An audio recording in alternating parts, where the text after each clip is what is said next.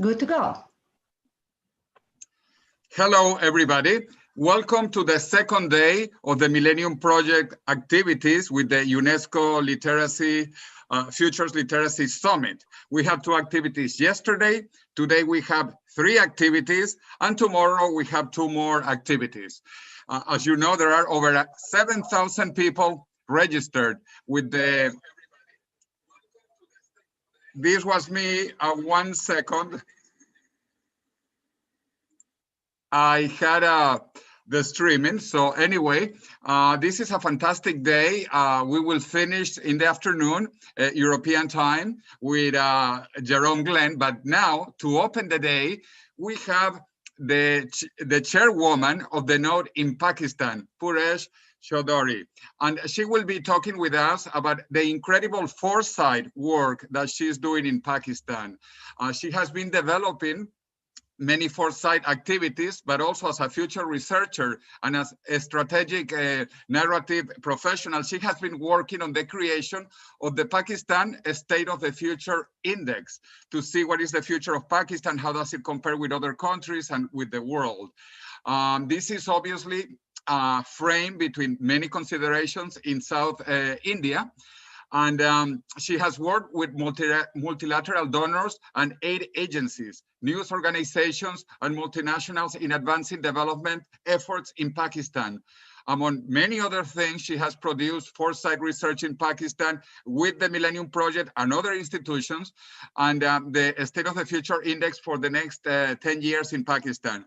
She has studied in many universities, not just in Pakistan, but overseas, in the World Bank Institute, in Singularity University, in Harvard University. She has done a lot of volunteer work, and also she's a member of the World Economic Forum, Futures Global Researchers. So we have a top expert from Pakistan to the world talking about a fantastic effort, which is the State of the Future Index from Pakistan. So Puruesh, welcome, and we are here to learn from you.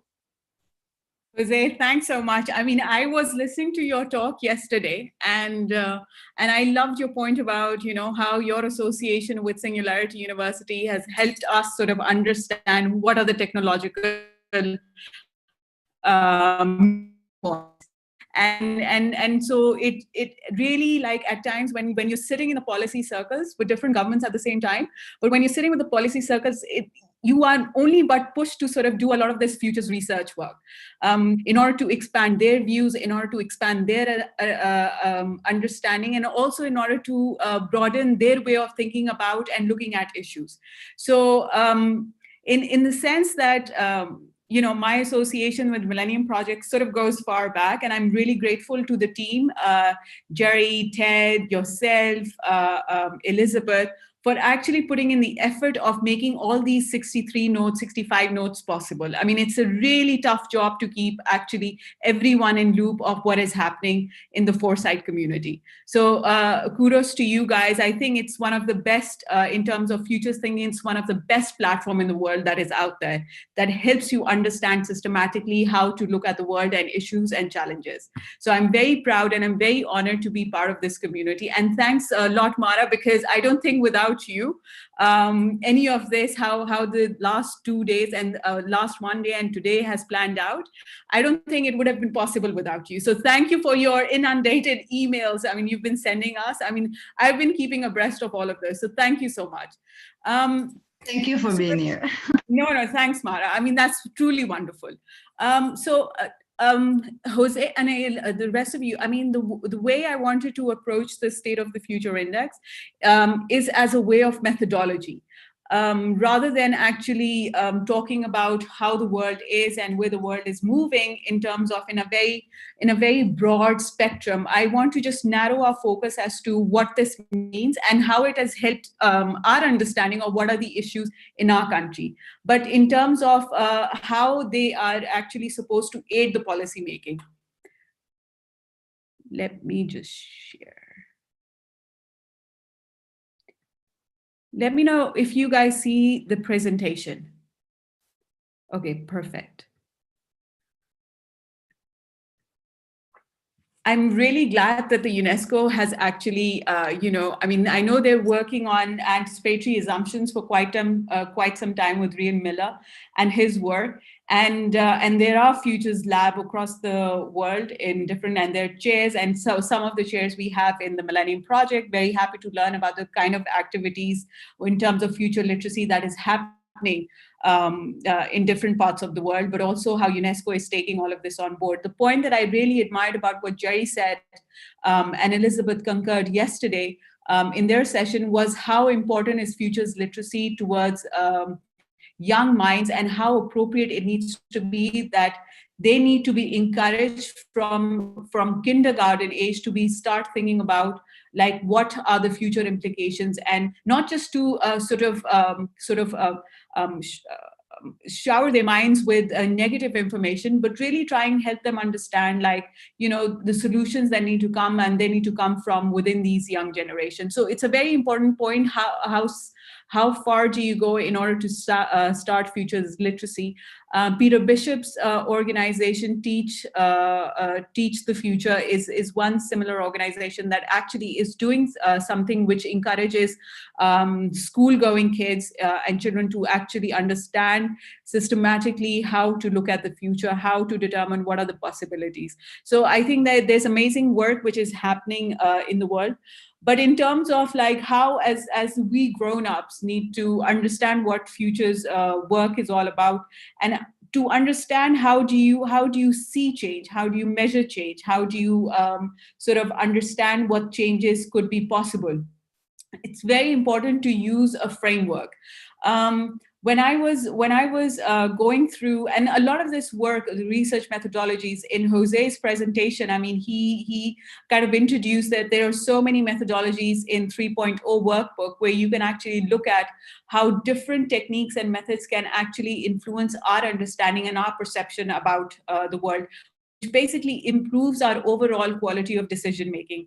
So it's a very dense work which has happened in the last 30 years. And this is something that we should actually encourage a lot of our policymakers to be looking at the same time. Before I go to what has happened in Pakistan, I'd like to introduce what the State of the Future Index is and how it actually helps us understanding change.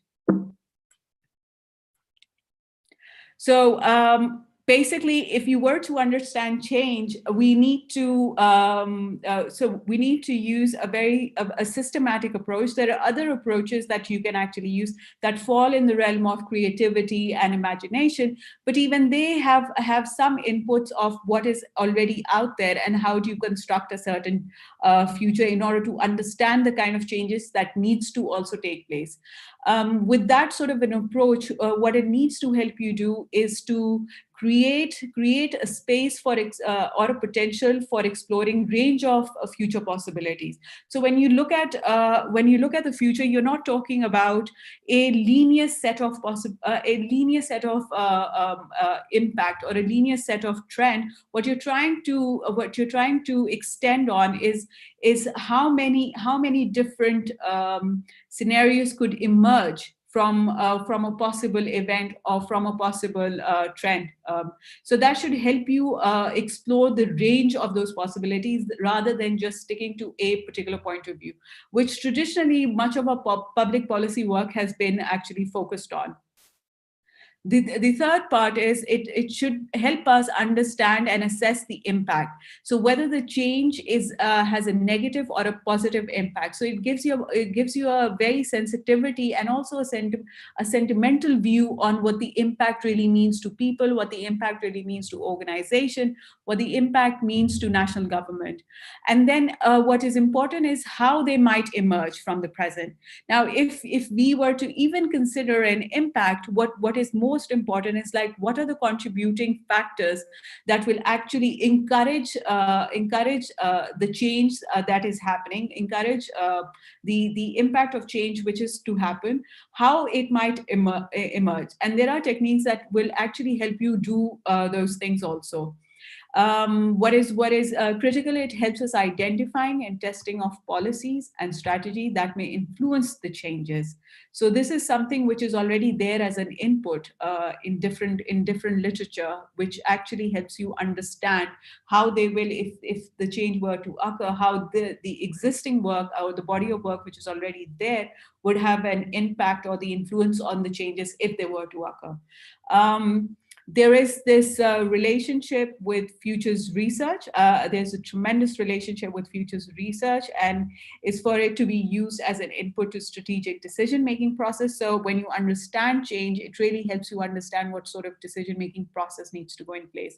It also helps you identify and assess strategies and policies that may influence possible futures as a result of a change. So, I mean, these are like technically different elements that would help you understand change, but not necessarily focused on a particular method or a technique so far. So, so futures research, if you were to assess change and everything, what they actually help you do is identify the unknown unknown. So when you're using a particular technique, you would start to discover things that may have not been on your horizon, but that was something which was out there. And so it gives you the ability to start looking at the gray areas and the corners where a lot of the things are mostly hidden from a usual observation. It also gives you the idea and the sense of how trends and patterns are formed and how they will emerge, and how will they impact a given change in any particular moment in time. It also clarifies potential impacts of new developments. It focuses on seeking alternatives. It assesses strategies to counter threat and implement what is important, long range, and what is not. So what is important in the sense that futures research, I mean, often at times we do a very short-term work because the issue is too immediate and we need to come up with immediate solution. So that change, like if you look at the COVID-19 situation, and if you look at the Millennium Project scenarios that has been produced as a result for the Red Cross, you would sort of notice how the scenarios work that have happened because of the issue was so close and it had already happened, had an impact. The scenarios are limited to 2022 horizon. So that gives you a sense of understanding that how quickly when the world changes, and not that pandemic had never been on the list of potential developments. It has always been there, but it's the preparedness of different governments when you see only some governments really coming through with the whole planning and the implementation, and some governments are actually struggling and still are struggling. So how important futures work in terms of identifying trends, identifying potential development becomes very important. So the purpose of futures research is to systematically explore, create, and test possible and desirable futures to improve decision. It establishes limits and ranges. The reason we need to do that is because in times when you need to come up with a decision, it's important to actually put together a certain range, whether it be it from positive to negative, negative to positive, and give yourself a limit, such as it could either be in terms of the time horizon, it could either be in terms of even a political statement or something around that sort. It also gives you it also gives you the space to create a shared sense of future understanding with groups with similar aspirations and a similar focus. It helps you crystallize areas of agreement, disagreement, uncertainty, and sustainable development goals is one such examples of how you develop a certain agreement at a global level on goals which need to be incorporated with various governments, policy approaches. And it also gives you a time horizon 2030 that helps you start to think that this is when we need to achieve zero poverty. This is when we're supposed to provide clean drinking water to everyone in the world. This is where we're supposed to incorporate technology in a lot of the work that we're doing. So it sets a boundary, it gives you the framework, sets a boundary, creates a limitation in order for you to actually perform, for governments, for organization, for civil society, for communities to actually perform accordingly in a manner that can push the humanity in a certain direction. So that's one element. The framework also encourages you to understand the present, which is important, but also when you start to draft long-term projections, when you start to do basic forecasting, it also presents an opportunity to understand the potentials that it could offer. Usually when you're stuck in a linear view, it's very difficult to sort of open up any sort of imagination. That's where creativity and imagination sort of comes in, that how much of the current challenge that you're facing can you utilize and sort of convert this into an opportunity that can benefit the society. And so that's what usually a lot of the thing that we do in foresight work that helps us do. So it basically expands, like I said, it basically expands mental horizon. It improves your imagination. You start looking for different literature, different ideas, and different point of views in order to understand what is possible. Now, if that happens to be a lot, many people, you say, like there is this. The title of the conference is Poverty of Imagination. And sometimes you need to reflect on what does that really mean? Who does that really mean? What does that really mean for what group of people?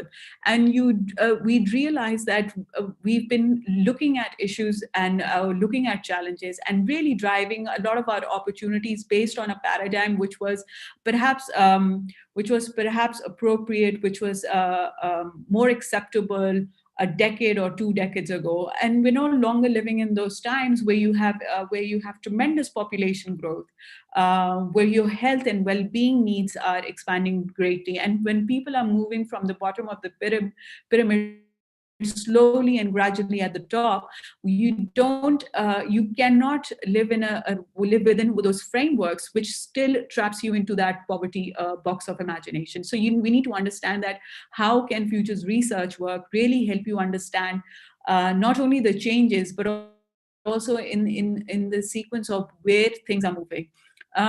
It enhances also the understanding of the difference between short-term forces and long-term trends. So the short-term force with the COVID-19,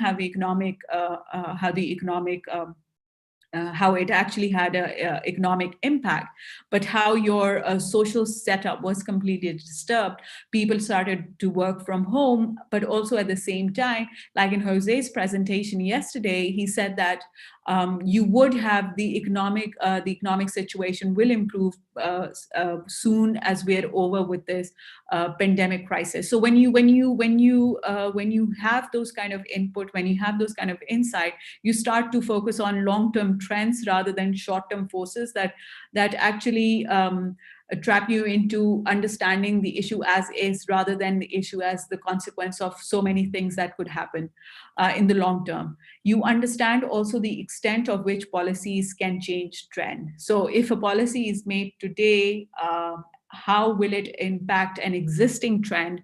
Will it move in a particular direction that benefits the society? Will it move in a direction that only benefits the 1% of the population? So you have a very good grasp of how different policies can affect the trend. What is important in the same sense is that it gives you, if you have an early warning systems, it gives you in the sense sufficient time to better understand threats and opportunities. You have strategies that are more creative. You can actually create and build on the opportunities from you. And then you can move the organization, the countries in a direction where there is not just a new shared vision, but there is a possibility of creating more collaboration between different actors and players. So you have a very concrete way of actually looking at how futures research work and can really influence the way not just you think about your own life, but also at the same time when you think about the lives of other people around you, and how as an organization you can have the effect in making it happen. So what else? And finally, it helps you understand what might be, what could be, and what ought to be. And it increases the chances of avoiding the worst and capturing the best of what the future has to offer.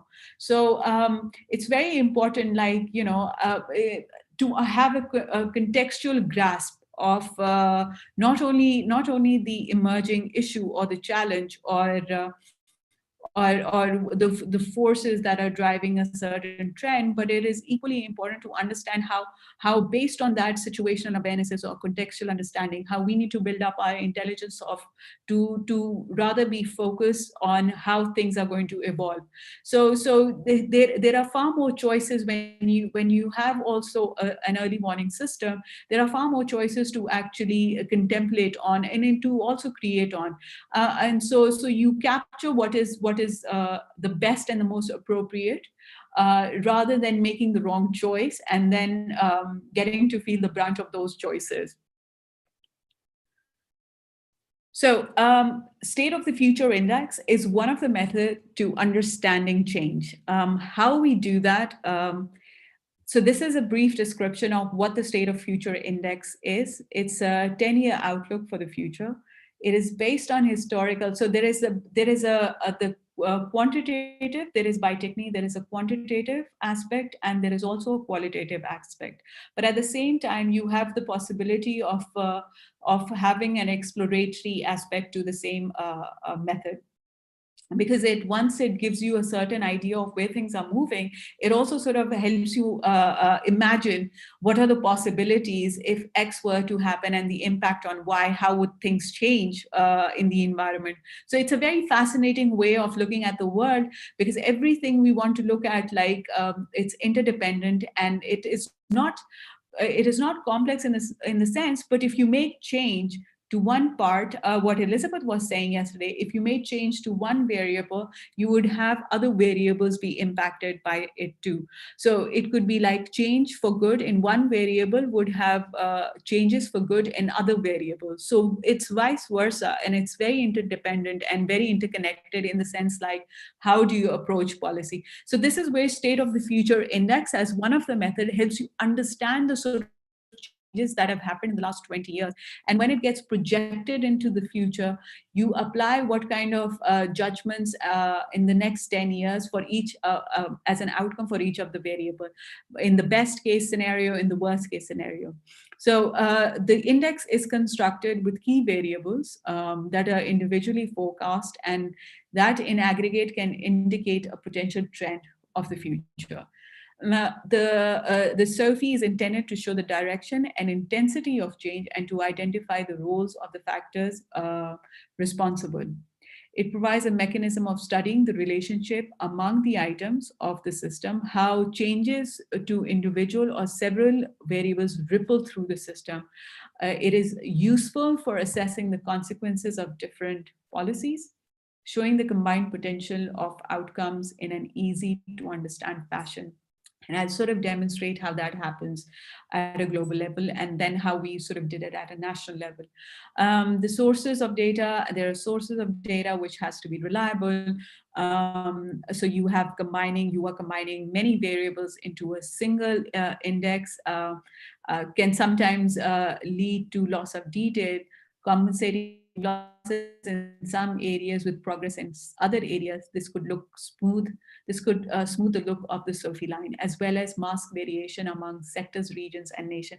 What is more important in all of this is that you're not to mistake an index, precision of an index with accuracy. I mean, so we've got to understand that gives you a general understanding of where things are moving, because it's unified. So some are masked off, like said earlier, some are masked off and some are not, but it gives you a general understanding of where things are moving. It could be in a potential like in one given, it could be about the technology, it could also be about the population growth. So in various terms, you are showing the general direction of where things are moving, but not really, and what changes are taking place, but not really considering it to be accurate in the sense that you need 100% precision in that manner. So it's a method of really analyzing of how things are going to move, what things are going to change, how some are going to stay the same, and then as a result of those developments, what kind of impact could lead to a more positive growth or a more negative growth, and as a consequence, what kind of environment would that form? So there are different ways of actually looking at it, but the idea is to help you imagine better, be better informed, so that when you have the ability to do this, you are taking into consideration a host of different angles and ideas that could actually help you make a much more concrete, and I'll explain to you how that happened with the work that I did, in a much more concrete manner, of the state of the world, where it's moving. So it's continuously evolving. It adapts to the changes. When an old series is discontinued, historical data is updated, and new series are inserted. So with the technical details, new curve fits come into place, and you interpolate for the missing data. These are the challenges that my colleagues may have explained to you a bit more in detail. So just like the SOFI as a method, as a framework, you also have the global challenges to understand where are the global and the local prospects of humanity. The state of the state of the future, which is an annual report of the Millennium projects, gives you an understanding of how each of those challenge is given a short overview, but also at the same times how each of the challenge are updated through Delphi studies, interviews, and participation of over 4,000 experts from around the world. So this has been going on for at least more than 15, 20 years. And when you have that kind of body of work, which is already there, so it's a very condensed understanding of where the world is moving. The challenges are transnational in nature. Everything is connected. Those 15 challenges are not the standalone challenges. You're not going to say one is important than the other. If you're talking about climate change and global ethics, then both are equally important. The same goes for clean water. The same goes for ICT. So all are equally important, not one over the other. And the sort of approach that these challenges actually require is not just from a particular government and international organization.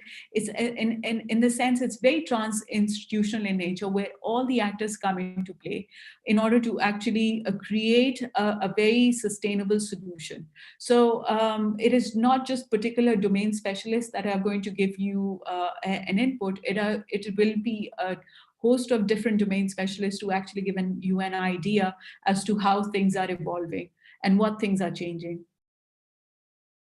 But the importance of understanding the global challenges are what questions need to be answered.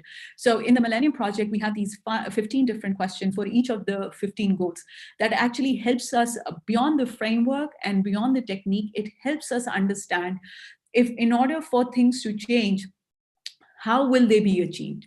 So in the sense like, how can sustainable development be achieved for all while addressing global climate change? How can everyone have sufficient clean water without conflict? So if you see, much of these questions are pretty much interrelated with one another. And there is another technique of actually even coming with such question. I mean, it's one of the technique which hopefully Elizabeth in her presentation would be able to explain, like how cross-impact analysis sort of work in terms of if one trend continues, what will be the effect of that trend on all the other trends. So there is a lot of mathematical explanation that sort of goes into it. But in the sense that when you have the framework and when you have the technique, you need to have the question that gives you the ability to really crisply understand where and how things will be moving. if the changes are to happen. So this canvas really really gives you a good insight as to what questions are needed to be answered. This slide is from yesterday's presentation. Looking at the global challenges, how we see sustainable development goals, in the sense that what are the indicators that if they were to change would have an effect on our global challenge. So it's a way of really incorporating our understanding of the sustainable development goals and the global challenges in a way that there is synchronization and there is uniformity of information how we produce the State of the Future report. This work is from the 1901 edition. The State of the Future 1901 edition is basically updating the 15 global challenges, the 15 of them that we explained, challenges of the State of the Future, which is an ongoing process in the GIFIS. So when Jerry comes later, you would also get an insight of what GIFIS is and how this Futures Intelligence System actually works. And so you'll have a much more better understanding that how, although it may sound complicated, but how integrated the whole system needs to be in order to produce some coherency, some understanding, and some easiness to really comprehend how the world is shifting and where is it shifting. There are short overviews of the challenges, which offers a very systematic framework for understanding the global change. What this report actually does, it improves the reader's global foresight. The State of the Future 19.1 offers you data, information, intelligence, and some wisdom to provide a context or framework to help make better decisions than is commonly offered today. So it's a very, like I said, it's a very condensed overall view as to how do we need to see the world as where it is moving. The Millennium Project State of the Future Index shows the world is expected, and this is important because this is from one of our recent work, is expected to continue improving over the next 10 years. Now, if it is improving, there are areas where we still have challenges. You have the environmental condition, there are still armed conflicts in the world. We still have terrorism in some parts of the world, and the organized crime are getting worse. I mean, if we will hear, I mean, if there ever happens to be a question, do ask Jerry about organized crime and what is the overall projected in terms of dollar, what is the overall valuable contribution that they're actually making in terms of the contrast between the global GDP and how they earn. So that's a very important contrast that to understand how the world is becoming, in some cases, how the world is also becoming dangerous. So the way it is further classified is we get a very good snapshot of, we may be winning in some areas when it comes to poverty, when it comes to women in national parliaments, literacy rate, but then there are some cases where we're actually losing if it has to do with environment, even when it has to do with the R&D expenditures.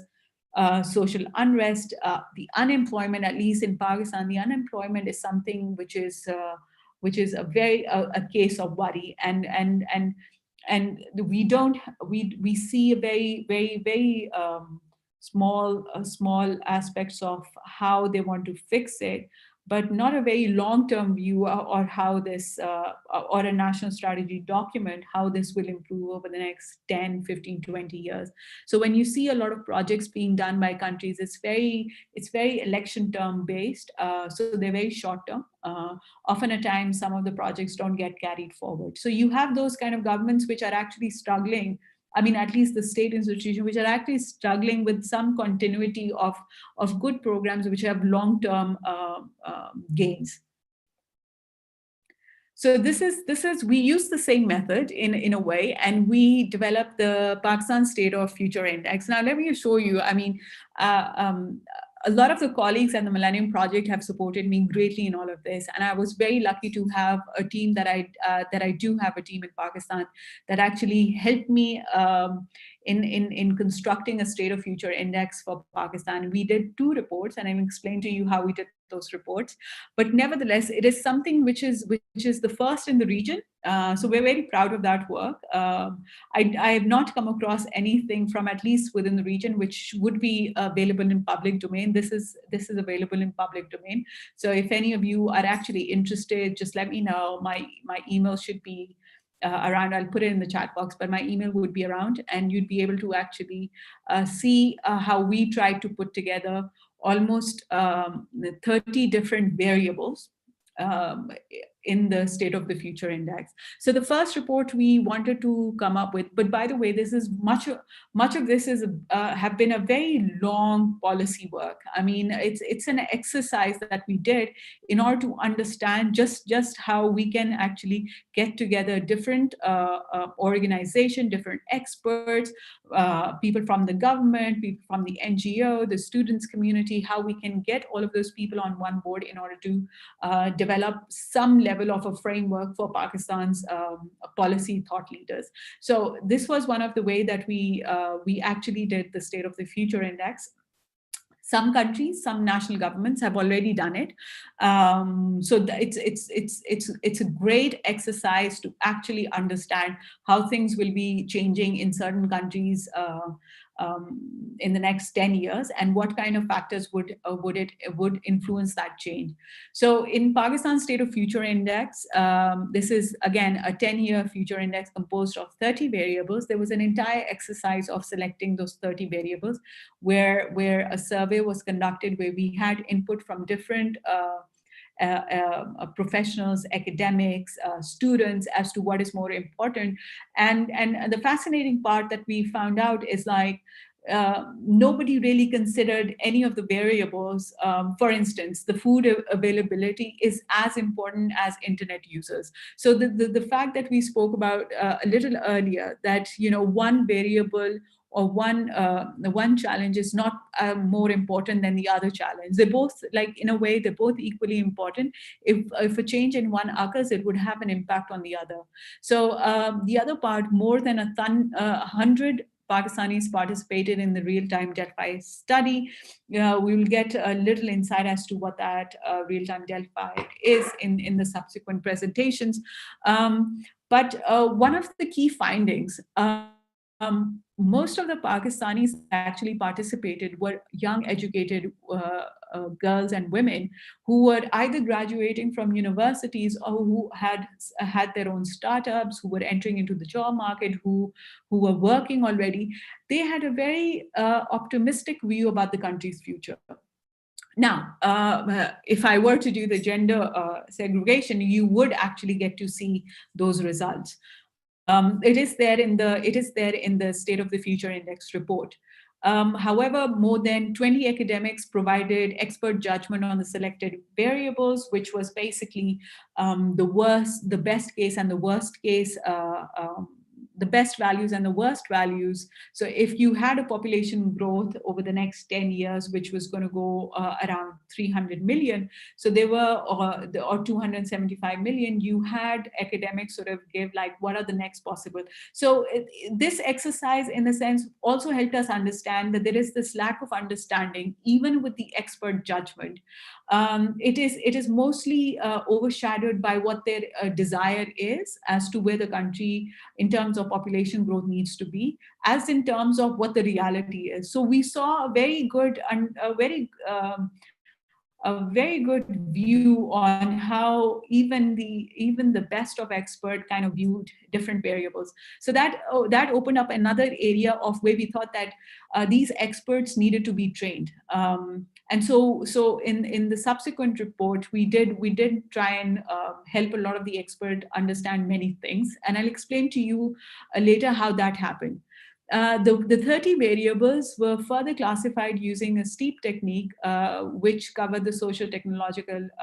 This was only to give some sense of how we can club different variables to understand the drivers of change, like if there are social drivers of change, if there are technological drivers of change, what that really means. And so it gives you a very it helped us get a very crisp understanding of the subject even. So this was in addition to the index that we incorporated.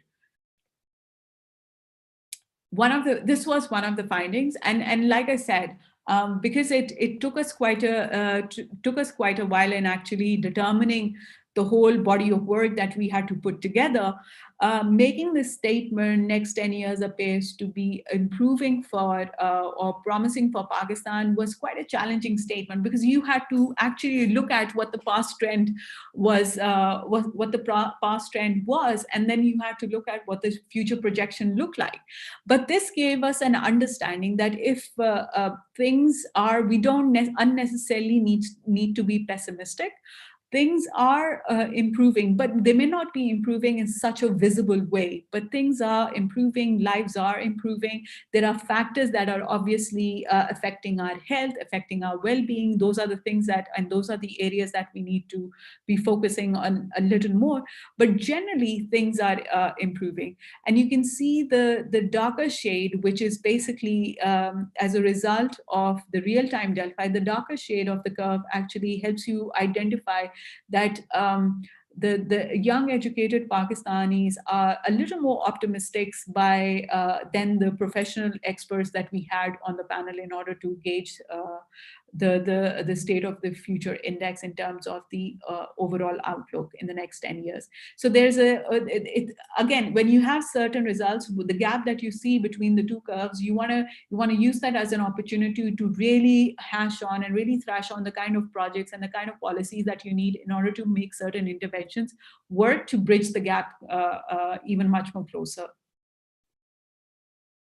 This was the next, that report we launched in 2017. 2 years later, we did an updated version, because what was missing in that report was how will the potential developments have an effect on the 30 selected variables that we did. So we wanted to check whether or not the curves would shift if certain potential developments were to occur.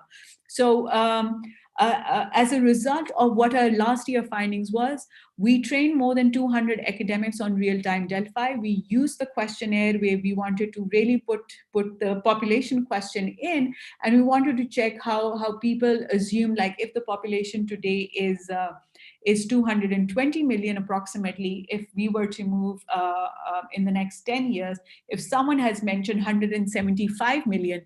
Now, we did a bit of scenarios work within the same process, like how will that really change our understanding? A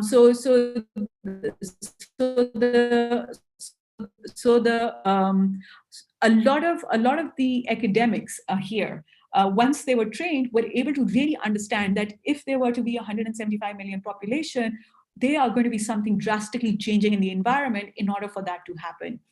Because the linear projection goes on to say, like, you're going to be 300 million people, but a best case assumption was to have a very small population. But that, having said that, training in terms of how to best utilize the state of future index is incredibly important if you want to engage host of different actors on the same roundtable. So it just helps you improve your overall understanding on what level and what page each one of us is in order to make the right choices. In this report, we added 2 additional variables, which included internal, external debt, and so we in one of our informal meeting in Islamabad, we had more than 50 really good professionals from all walks of life. They highlighted some more than 150 potential developments of possible events that could have an impact on Pakistan State of Future Index. In the trend analysis, we had shortlisted those 150 by rating them in terms of the more appropriateness, or giving them a judgment, passing them on to the same group in terms of giving a judgment as to what is more likely to happen and what is less likely to happen.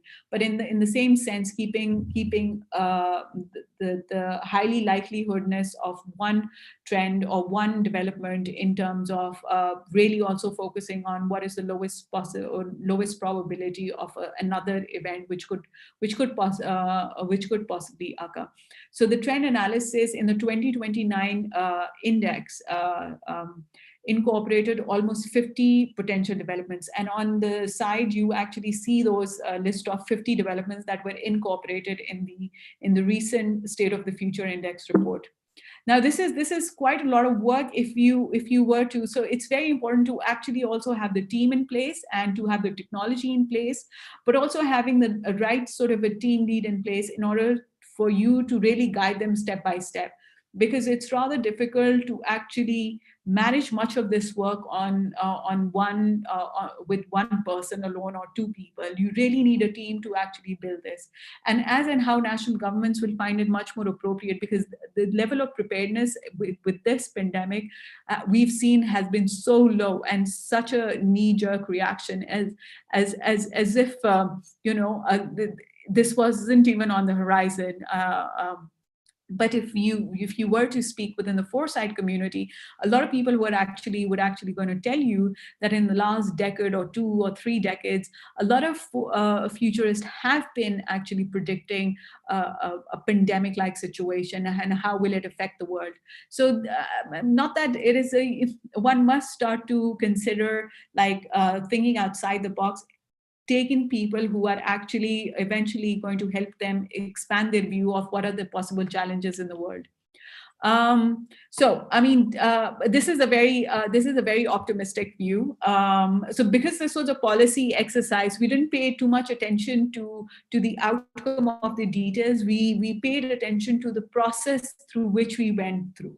So in order to assess the developments, we also stood there like by showcasing that despite much of these developments and their impact on the variables, Pakistan still continues to emerge as improving. So that is something which gives one the hope and which gives one the optimistic view about the future, which is quite important when you are supposed to roll out policies and projects and intervention in order to create that sort of a change which one is looking for. This is just a baseline. And so when you see the baseline value for 2027 report, it's 1.16. And when you see the baseline value, despite all of those occurrences, you have 1.15. Now, although if you will look at it, if this work is taken considerably serious, the difference, the 0.5, the 0.1 difference between the two would have been considered like alarming for some people. But in another sense, if you were look at it from the excess policy exercise point of view, we still consider it very nominal, and we still see the trend not really collapsing to the point where you have a complete lopsided view of what the future looks like. So this is just a checklist of what one needs to do in order to, once you see the change, once you assess the change, how you link it to policy and strategic decision-making. So you have link it to similar activities, use computer models. There are many computer models. You'll find a lot of the links in the methodology report, and you would actually see what kind of methods are being computerized in what areas and what ways. Much of those are actually available. There are other methods to making sense of change and impact. There is environmental scanning, there's futures wheel. I mean, some of them, when you start working with these techniques and methods, you'd actually find some of them tend to become favorites, because it just helps you really expand your mental boundaries. And so there are wildcards, there are state of future index, there are morphological analysis, road mapping. So there are more than 30 different methods that actually help you understand how to assess change and how to review the impacts at the same time. So just as a view, environmental scanning actually helps you identify what is constant, what is changing, and what constantly changes. The futures wheel is primarily for packaging, primary, secondary, and tertiary consequence of a trend, event, emerging issues, and future possible decision. It's a very good way of mapping. It's a very good mapping exercise, a very good brainstorming exercise to actually expand what are the possibilities. This is what, so I work with 15 to 13-year-old school kids, and so we make them go through the Futures Wheel technique, and it's phenomenal the kind of stuff that they come up with. And you see a lot of the brain power really pushing through some of the ideas, and all of a sudden the perspective really changes as to which of the demographic dividend are you really working in order to chalk out the changes. So you may want to shift from while you're doing futures work, even the State of Future Index, you may want to look at different age groups and different professions at the same time. So this is just basically an understanding scenarios, and you have the real-time Delphi. We developed one for Pakistan. We further wanted to explore in terms of developing the collective intelligence tool at the same time to give us an early warning, in-house early warning system. Then you have the what usually futurist competencies entail. They're not really, in the sense, limited to futurist alone. So I hope you guys enjoy that presentation as much as I did. So if there are any questions that I could really help you with. Yes, beautiful presentation, Puruesh. And I visited you in Islamabad, in Pakistan, so I am aware of the incredible effort that you have done, and also in terms of the impact on public policy. Well, let me welcome. We have many participants from different places, both here in Zoom and in YouTube. And we have people from France, we have people from Montenegro, from Iran, from Turkey. So actually, how about Victor or Safia? Safia, if you want to ask a question, please, you have to unmute and you are available. I would like to say thanks a lot for this presentation, because it's very, very clear, and it's a very big work you have done. And it's very important to have this feedback, because for me, when I speak about Sophie, it's all the time for me very complex methodology. And when I listen to you this morning, it's a very, very a good news to know how you have done it. And I've noticed that you need a very big team to help you to try and to organize this work. And I have discovered a lot of things that I'm not enough thinking before, to connect different variables, to connect different key factors, and to connect different methodology in the same time working at Sophie. And thank you so much for this presentation. And I think that all of us will have to have this presentation to help us to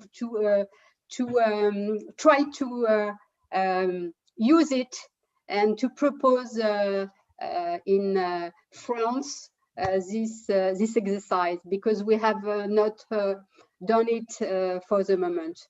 But your presentation gave me some lot of desire to use it. Thank you so much. Sophia, thank you so much. I think that's wonderful. I mean, if my presentation has helped in any way, I'd ensure that Mara actually provides you a copy of it.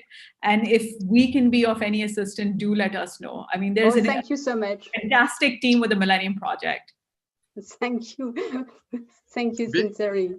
Beautiful. Thank you. Very good comments, Sophia. We also have friends from Italy, now from Romania, from Hungary joining. So Milan, do you have any question from Montenegro? Or otherwise, I have a question in the meantime. So Puruesh, how do you think that we can deal with this events like COVID, which were not in the State of the Future Index. So how do you incorporate things like that in the time while Milan is ready for a question after that quickly? I think, you know, with this pandemic and with the kind of technology and the connections that we have now, I mean, we didn't have those sort of relationship and connections with the world, say about 15 years ago. Things have dramatically changed. People want to discuss issues, people want to come together on issues, and people would want to have an opinion on them. So the technology part and the health part actually makes it much more appropriate in these times to build that factor into the State of Future Index. So the kind of literature that has been produced in the last 7 months just alone on COVID crisis, I mean, in such a short span of time, I mean, that is a tremendous, and with the kind of vaccines that are now rolling out by different governments and different pharmaceutical companies, I think that is tremendous development that has happened.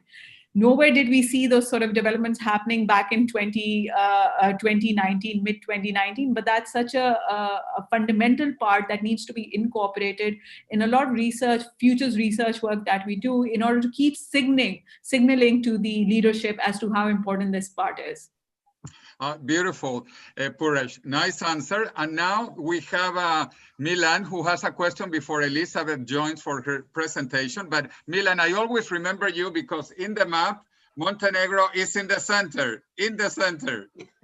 Yes. So please. Yes. Could you hear me? Yes. Yes. Yeah. I'm so glad that we are together here this morning. We are cloudy day in Montenegro, which is a rare occasion to have a rain and have a clouds, but all of us are in cloud right now. So let me compare this, that maybe those clouds above us are connecting us. Clouds with rain and clouds with troubles. Yes.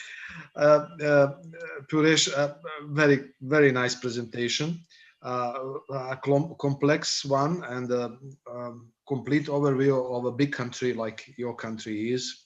I think that you have a great chance. You have a very high energy and obviously ambitious, but you have a great chance because Pakistan is a country with high number of possible participants and a variety of participants, which is very good for such surveys. So if you have a variety of answers and a number of participants, we will have a much better results and much appropriate answer to our questions that we might ask. So maybe my question is, maybe in general, maybe we could use opportunity to send some, what will I say, global questions, which might be used in other countries.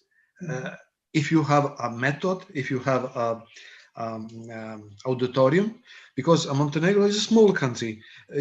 My network is very pure, and Jose knew about this, that we have just limited numbers of people included, and also citizen possible for reply and be participant. My idea is just if we are curious in some questions, maybe your answers could be applied to other countries. That's what I see as a chance. I think, I mean, I don't see a problem. I think that we can collaborate in such areas where you feel that the kind of responses we may get from even the 65 nodes that we have around the world would give you a host of different responses, and Pakistan could be just one of them. And so that gives you a very good collective understanding on your challenges and the way you look at the world. And this is one of the areas that I've also explored with the Millennium projects, and the kind of responses that you get from different node chairs is truly phenomenal. So howsoever we can help, howsoever I can help, I'm only an email away. Great to hear, and I'm glad that we could cooperate. Of course, will be very soon maybe a chance to send you some questions and maybe put them in your surveys, then we could use it here at our I just like to make a small correction. Mara just pointed this out. We're 67 nodes now, and that's a truly fantastic development that we've had over the years. We keep growing and growing. Yeah. Yes. Elizabeth, Jose, thank you. Thank you. So Puruesh, it's your time. We congratulate you all. And now, why don't you introduce the next speaker, please? Perfect. Hi, Elizabeth. I am so happy. I saw your presentation yesterday, and I picked up a lot of the cues that I needed for State of Future Index. A very brief. Elizabeth has a fascinating career and has a fascinating professional background on futures research, and she's the kind of person who would really give you an in-depth understanding of what the Millennium Project does. A little background on her. Elizabeth Florescu is Director of Research at the Millennium Project. She's been working with the project since 1997. It's since the 15 challenges came up. She is the co-author of the annual State of the Future, which I was explaining in my presentation, and of the several other reports and articles in the domain of foresight and security, and the work related to the Millennium Project Global Futures Intelligence System, the State of the Future Index, and so on. While she's been a policy analyst at the European Commission between 2016 to 2019, she has also developed the Megatrends Hub. Thank you, Elizabeth, for joining us, and the floor is yours. Thank you. And well, sorry for missing you. Somehow between your time, the CET time frame, and Eastern, I missed it. My intention was to join, because I'm sure that a part of what I have to say, you already covered. So I didn't want to cover more. Now, another issue is that we are all among ourselves here. And I'm not sure if it makes sense to explain what the Millennium Project is. But just in case there are some viewers online on YouTube, or since this will be recorded, I will just very fast go through a few notes of what the Millennium Project is, how it was born. And then what I want is actually to have a conversation, because that's what I wanted from the beginning. So I would like you guys to stay on as many as you can and for as long as you can. So you tell us, how do you use the Millennium Project? How does it contribute to futures literacy in your country or in your area of expertise? Why is the Millennium Project important? And for you, since we are all volunteers, so why is it important for each of us? Because most of the people who are in the Millennium Project are for different reasons, although the overarching reason is the same: to build the best possible future for humanity as a whole. But a specific interest, they have different areas where and how they use the Millennium Project. So just for those who are not familiar or very familiar with the Millennium Project, I will go very fast through some of the characteristics. And I will have share screen. So what's the most important is the Millennium Project is a trans institution. And it appeared as a coalition of the willing. No, it was not a political decision. It wasn't the decision of just a certain country or an organization or so to come up. When Jerry and Ted began the founding of the Millennium Project in 1991, immediately after the Cold War, finally it was possible for the world to think together. The Iron Curtain was down, and finally we could think together about the future. There were already two organizations, the World Future Studies Federation and the World Future Society, that were known globally, and so, but none of them was producing content in the sense of following in a system way, in the systematic, so to see the whole system, the whole globe, the whole issues, opportunities, and so of the globe, and follow them systematically. How change occurs, what are the events that occur, and how will they change all the future of humanity. So that's when Ted and Jerry thought, hey, let's do it. And they had support immediately from other people from around the world. And they came up with the idea of the Millennium Project. And at that time, Jerry was executive director of the American Council for the United Nations University. For those who don't know, the United Nations University is a kind of a think tank, in-house think tank of the UN. And they brought it up there. Hey, would it be interesting? Sure, it would be, but maybe somebody is doing it already. And it was a 3-year feasibility study that was conducted for 2 reasons. Mainly, for many others, but 2 reasons mainly, to see what is there already or not an organization doing that kind of research. The answer was no. And the answer was, is it really possible to have people from different backgrounds, different ideologies, different countries, putting their heads together to think about the future and openly? And the answer was, there is no other organization, and goodwill among futurists and experts from different domains who contribute to the future there is. So the Millennium Project was born. It was incorporated in 1996. So the idea started in 1991. And it was in 1996 that it was incorporated, and it functioned for 10 years under the UN. And then in 2006 or 9, I'm sorry, it became independent. And so that people are really not restricted, because there were some comments already that, well, some of the participants express themselves, but doesn't really represent ideas of their countries and so. And in order to avoid any friction or so, we became independent. And since it was born, it keeps on growing. As you guys just mentioned, we are 67 nodes now. So, and I like what Jose says, yes, almost 70. Because if we think about other countries that are not officially nodes, but contribute in a way or another, I think we are even over 70. And these people are coming from different organizations. The first ones were, and the Millennium Project was run, as I said, under the UN. Some are representatives or work for governments. Most of them are NGOs or foundations. We have also corporations who, some people work for corporations, and we had 4 corporations who were sponsoring the Millennium Project. And very many are from academia.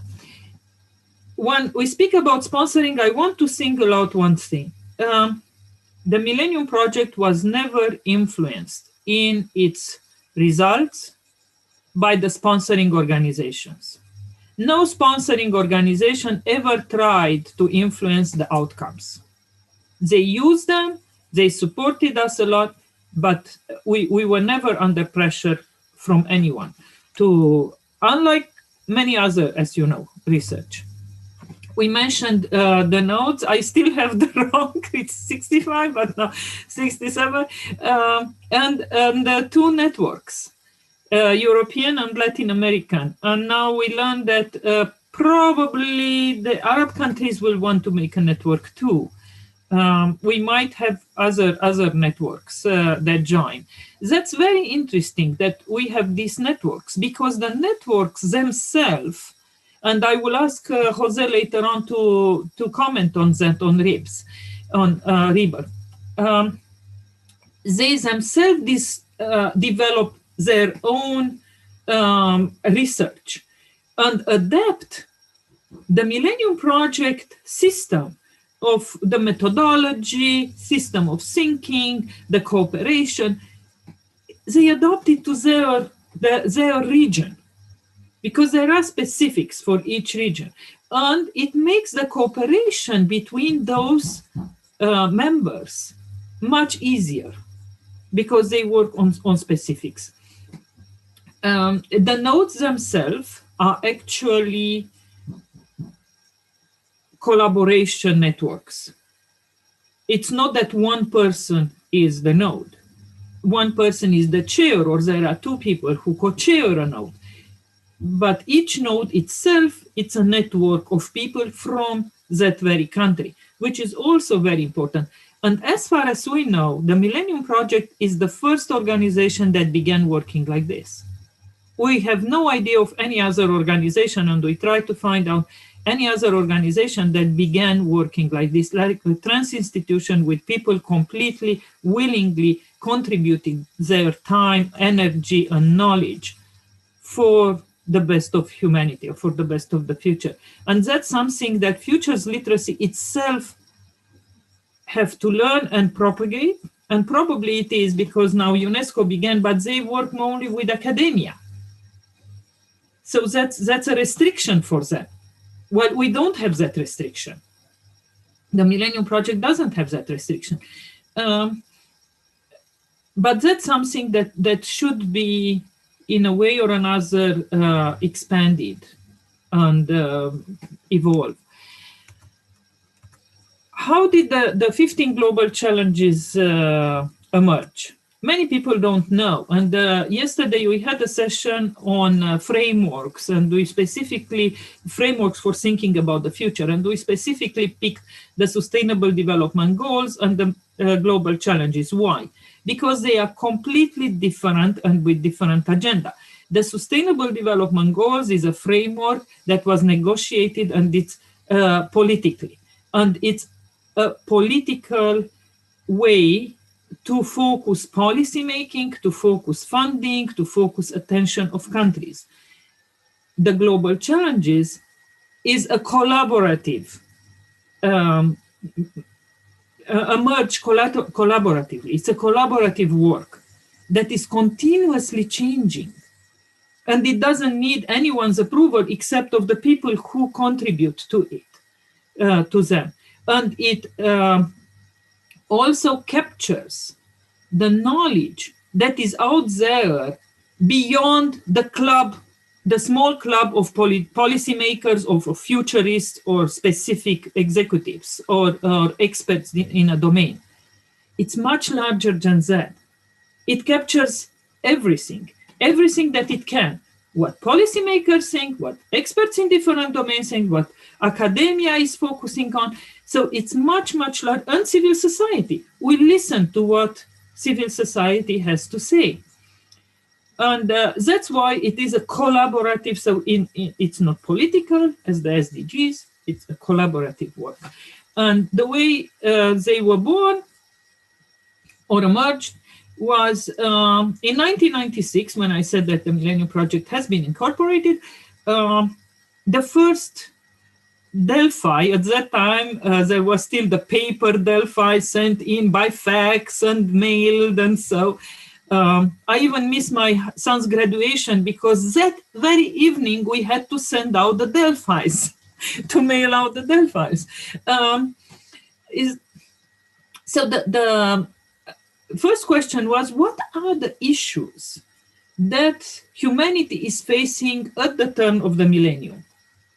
But long-term issues, not just 3 years issues. What will be the issues that the humanity will be facing in the new millennium? That's why it's called the Millennium Project. It was supposed to be just until the turn of the millennium, actually. But it evolved so well, and people ask, well, keep it on going. don't kill it after 2000, after the year 2000, and that's how it goes. And we collected 182 developments that were just distilled down in 15 issues. Next year, the planning committee said, well, there aren't only issues, there are opportunities there. Which are those? Believe it or not, they were again around 180, and again, just by accident, they were distilled down in 15 opportunities. And now we had two products. 1997 State of the Future with the Issues, 1998 State of the Future with the Opportunities. Good. What do you do with them? They are not punctual. They are not just for now. Well, it would be interesting to follow them. Yeah, but you follow issues and opportunities. Let's merge them.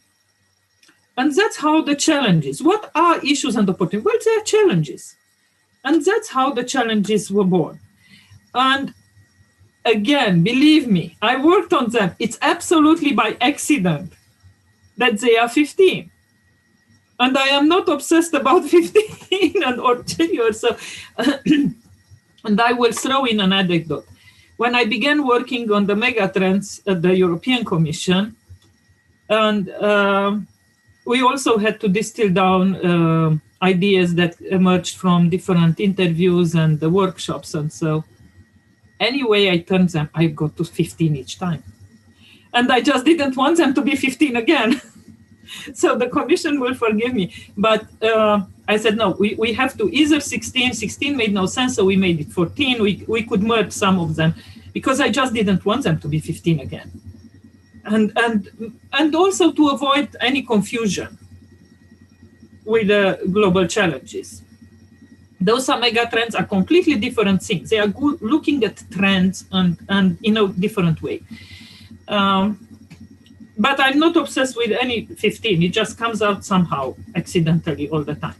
So that's how the 15 global challenges emerged. And since then, we keep on updating them.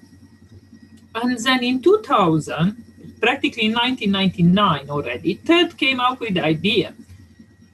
And we heard that, well, it's nice to have qualitative research, but it makes more impact, and I think Puruesh might have mentioned it in her presentation, it makes more impact when you have a quantitative thing to show to politicians. And we said, yeah, but how can you capture the future in quantitatively? And then the State of the Future idea index came up. And we conducted a few studies on what Delphi's and so what should be included, which are the variables, and since then it's evolving. Now we arrived to 30 variables that we try to keep more or less constant because we want to be able to follow change. If you don't keep them constant, if you all the time adapt the index, that you lose history and you lose focus. And so we try to do it, to keep it at these 30 variables, which we think also it's very balanced. We try to balance all the aspects of the challenges to be represented in the index. And we have very good data collection also for the indicators that we included, because that's also very important to have reliable data. And it took us a while until we decided on the data, on the indicators. And even now we recompute each time using historical data, because as you know, historical data changes. Does it change because it's recomputed or because the first time it was either wrongly, intentionally or accidentally reported? We don't know, but it does change. We recompute each time and we compare with the State of the Future index that we did before. We still hope, and that's why it's in italic, that we will get to an automation of the SOFI computation. It was supposed to happen a while ago, but unfortunately, the guy who worked on the Global Futures Intelligence System and developed the real-time Delphi and so for us was supposed to also develop the SOFI computation automation, but then he got hired over for a way, way higher salary that the Millennium Project could afford to pay him, and he left. And since then, we couldn't afford to hire someone else. But we still hope that at some point we will get to a computation of the State of the Future index automatically. Now, we all know the 15 global challenges. reports. I don't think I should go through those. They are available and people can learn them. The State of the Future Index that Puruesh already presented, and I don't want to duplicate the presentation. This is the latest we computed, and in 2021, we expect to publish a new State of the Future report version of the report, probably 2020. We tried to do it this year, but we were, because it would have been nice. State of the Future report 20, version 20, published in 2020. And we really wanted to do it, but we got so much sidetracked by all other events and all other demands on the project that we just couldn't manage to focus on the State of the Future. Next year, we hope to be able to do it. And then we will compute the State of the Future Index, and hopefully we will see how the pandemic impacted. Hopefully data will be out by then, because here we can see how the recession of 2008-9 impacted the SOFI. I'm curious to see how the pandemic will show how impacts the State of the Future Index that we will call. Now, you all know that all the Millennium Project work is now available in the Global Futures Intelligence System, which again, I dare to claim that is the first foresight intelligence system put together, where you find methods, research, people can collaborate, the 15 global challenges are updated. We have indicators that measure change, not just on the sustainable development development goals, for example, but on all the indicators that we consider are good enough to measure change and to identify events that have an impact on the future. This is the latest version of the State of the Future. So we have this in paper. You know, we all know the methods, which still continues to be one of our bestsellers, and it's many years already. I don't even remember when did it come out, but each year we get very, very many orders because foresight began being taught in more and more universities. And then the future research methods are given as must read because they are they have the methods, and libraries order it. Still probably not as much income as we should have out of it, because a lot, as you know, gets pirated or passes around, and one person orders it from the whole group, and then they share the link and download it, and we have no control over it. Because our download is so that we cannot control. We give once the link, and then whoever has the link can download it. Unfortunately, again, because we can't afford to have a good IT person who actually would put together all the global futures intelligence and our ordering system with control keys. To avoid this. Some other research that we have done, and most of you participated already in them. One that I would like to specifically mention because of the summit, because of the theme of the summit, is future ethical issues.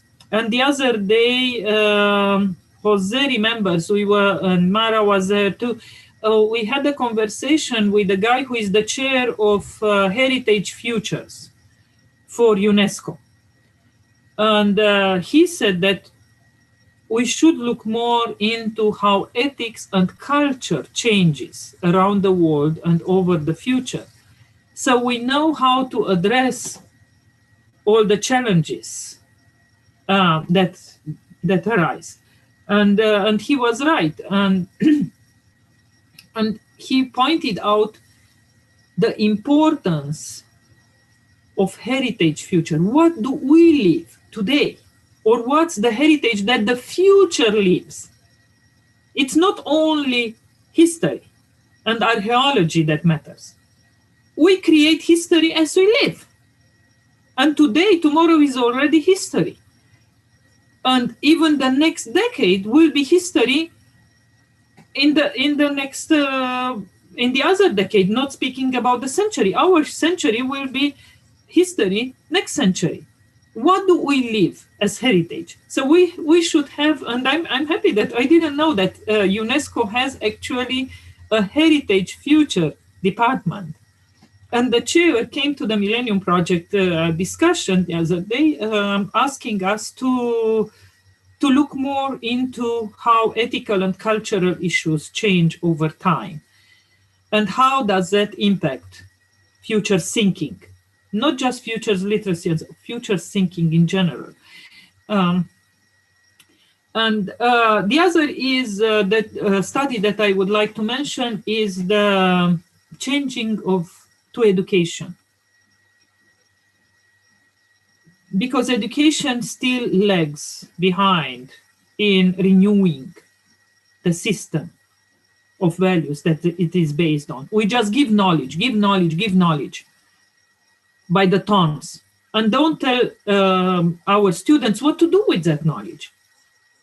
We let them discover by themselves. Well, scratch their head. By the time they discover, for many of them, it's too late. Or they don't discover the right thing because they get hired by God knows what organization and so.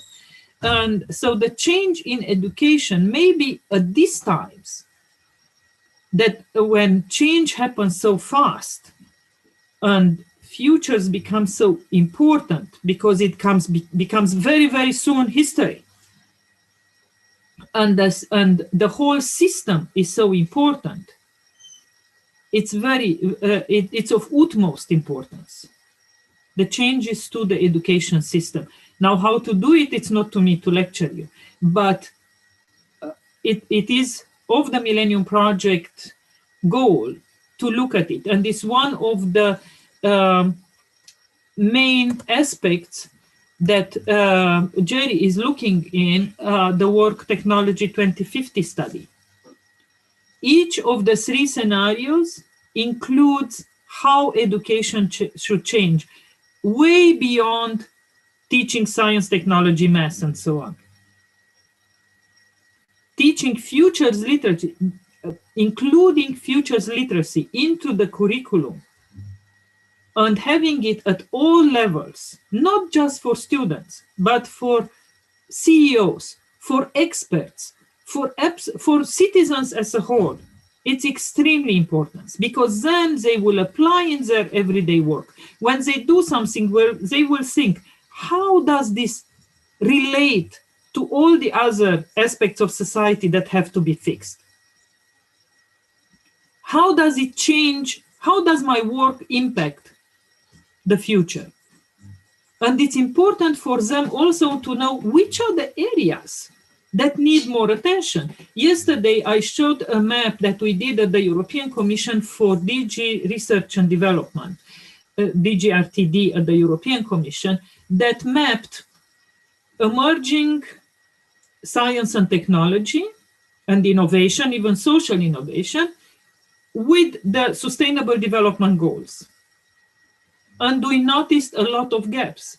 Some goals are very well served, overly served, mostly health, because obviously everybody cares about health, which has over 30 of the 100 bricks. That's the breakthroughs, RIBS, research and innovation breakthroughs that were identified through another study that was conducted for the Commission by Fraunhofen and Finland Futures Academy, and so a consortium.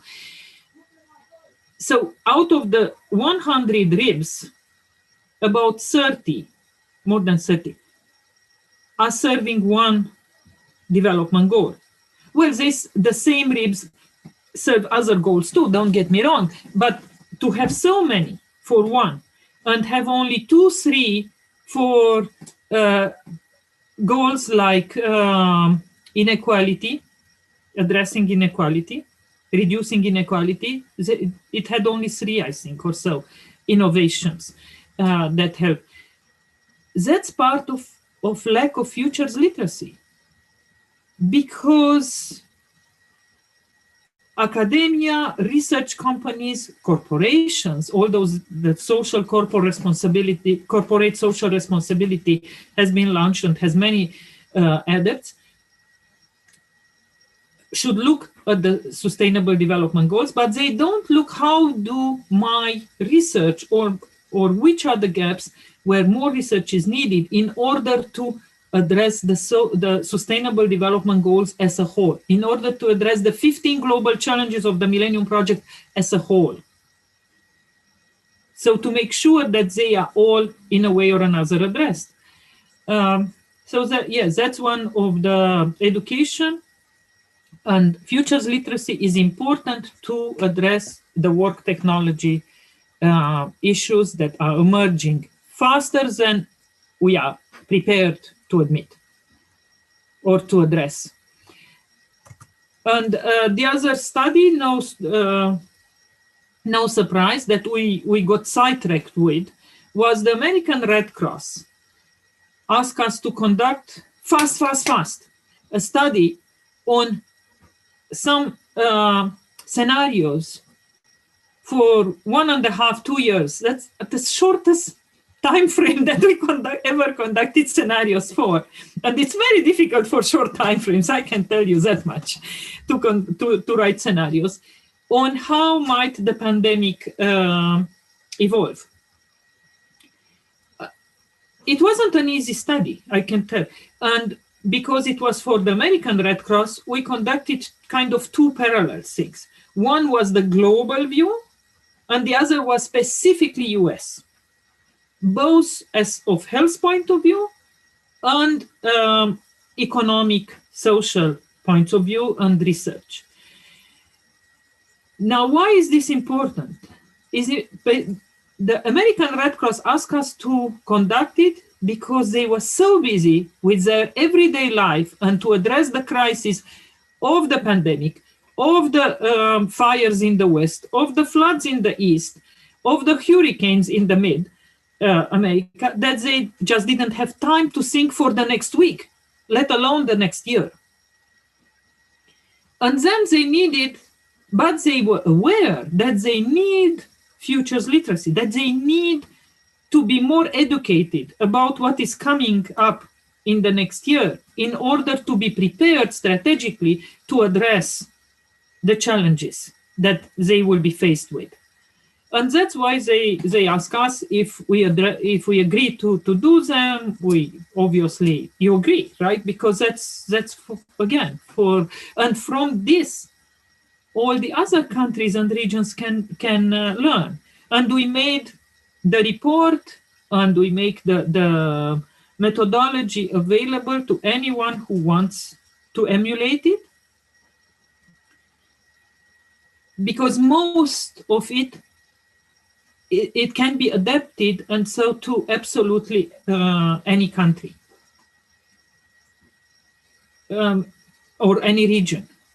Maybe the European Foresight Network would run one for Europe. I don't know if RIBS considers to run one for Latin America and Iberian Peninsula. So, but that shows how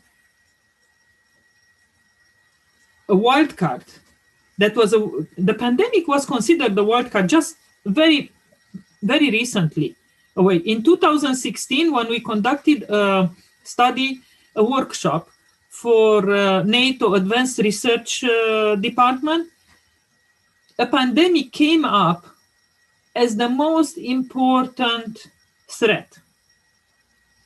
At that time, because we looked of counter-terrorist point of view, as a potential bio-terror error event. And still we don't know if this one was a bio error or event or not. So we still, the jury is still out there. I mean, I know that the official version is that it came from animals, but there are many scientists who claim otherwise, and I'm not good enough to judge who is right or wrong. But imagine it would have been a bioterror or error, T in parentheses, error event, what would have that meant? Well, the Biological Weapons Convention, does it apply or not? Even if it would apply, it has no enforcement mechanism, so we are dead in the water. The only ones who could eventually refer it to the higher forums would have been the Security Council. Most of the countries who would have been eventually involved are veto members of the Security Council, so we are dead. That means that we need to adapt the international system of law to the new conditions that appear, that are generated by us, by humans. But we have to learn to deal with it. And we have to adapt our rulings to that. And that's all of my part.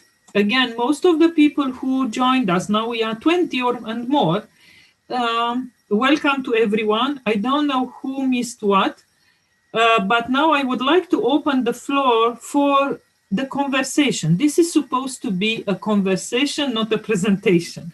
I just presented the Millennium Project in general for those who are not familiar with it. But now on, I would like to stop sharing and really open it for conversation. Welcome to everyone, by the way. Elizabeth, I'm very happy to see you again. Thank you. Thank you. Very, very happy to see you today. And I'm very happy to hear you this morning, because all you say is what I would like with Millennium Project, and the spirit of the Millennium Project is here. And I was very happy to hear you when you say that, in fact, there is not only academia in Millennium Project spirit, and I think that it's a very important thing to know today. And I'm come from academia, it's easy for me to say that, but I think that it's very important to open the different people to participate to Millennium Project, and to have very diverse approach of the thinking the futures. And I believe of global future intelligence system too. I think that it's very important to work on this method, and to help participants to participate very regular at this global future intelligence system. And I think that it's also a method to have a new approach of the future, because in function of what will be integrated in this future intelligence system, we'll be able to know what is are in the mind of people, and what will be the subject very important for the humanity. And it's another way of thinking the global future intelligence system. And I think that I know that it's very complex to help and to use it and to say, oh, come in and participate to the global future intelligence system. And I think that we need to communicate more and more on this method to have the new student and the youth as participants of this global future intelligence system. I hope for the future and now. Yes, right. You make a very good point. Thank you, Safia, and also very nice to see you and collaborate with you again. And thank you so much for all your great work for the many years. And with the Global Futures Intelligence System, yes, you point out something very interesting, which I forgot to mention, because that helps the global futures intelligence system, but by being open for collaboration to everyone, might help us identify some triggers for the future or thinking or trends in thinking that we didn't see it. Because many of us might suffer of foresight myopia. We are so focused on what we were used to see and think that are the trends that we might be missing some trends that come from another generation, from the Z generation and N generation. Yes. I will be very interesting to analyze what are in global intelligence system to maybe find some new signal for the future. Exactly, new signals. Exactly. Excellent point. We should make sure that we make it also in the afternoon. Jerry will have in the afternoon a session specifically on the global futures intelligence. Yes, I will be there. Yeah, make sure you point this out, because it's very, very important, and it's something that we were thinking, but probably not so loudly. Thank you. Thank you. Well, I would like to say one thing, a really small thing. Apart from the privilege of being part of this amazing network, the first time I met Jerry was, I think, around 2007. I don't even remember. I was a young girl. I came to Washington after he came to Italy, and our whole world opened up, you know, because you are so varied and so really able to, you know, make and disseminate things and make people understand and learn and open up their minds. And so still feel privileged to be in this network. But what I noticed during the years, I'm just, you know, thinking aloud with you, is that future studies have such, you know, they are full of possibilities and methodologies and areas, you know, different areas, and they are still, you know, they still have difficulties to be put together. It's not only a matter of people and institutions and organizations and private sector and citizen participation and so on. We have to work on this side to put all knowledge and expertise together. But in my opinion, we should also work on putting the methodology together, because we have specific methods coming from the foresight field, but we also have other methods that could be, you know, reorganized to be applied for foresight. I'm thinking about participatory research, which is so wide and going on, you know, going on a different sector, but they could be all, you know, put together and used for going farther in time with, you know, future literacy and future thinking. And yeah, I'm reflecting about that lately, because sometimes I heard somebody saying, we have our own method, we do foresight, this is how foresight is supposed to be. But this is not my opinion. I mean, because there are various souls, you know, coming into the foresight studies. I'm thinking about design thinking, for instance, which is new and it's been developed on a different path. I'm thinking about participatory again, and future literacy is somehow part of this field, but it should be connected more with statistical field related to foresight. Just one thought, you know, while you were thinking, that came up. So good morning to everyone. I'm Antonella Spada. I'm based in Brussels right now, but I have been working in mainly in Latin America with UNDP on foresight for over 10 years. And I agree with the latest point, but also the previous one. And just to add up, I guess it's important perhaps to focus a bit on how we relate research to action, but to actions in the sense on social engagement, because I guess the not only the opportunities, but the challenge we face need really not only awareness, as you mentioned, so awareness about the future and also literacy about the future, but very well spread awareness. So it's important, that point, but also engagement for change.